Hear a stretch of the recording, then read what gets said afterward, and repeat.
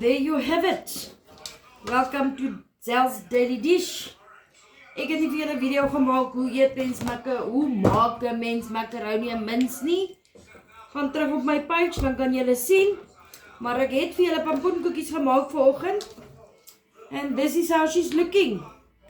Macaroni en mins, bietjie kaas, pampoenkoekies met 'n lekker sousie. Ek weet dis 'n weird kombinasie want ek is weird. Stick with me. So ja, laat weet my wat eet julle in die comments.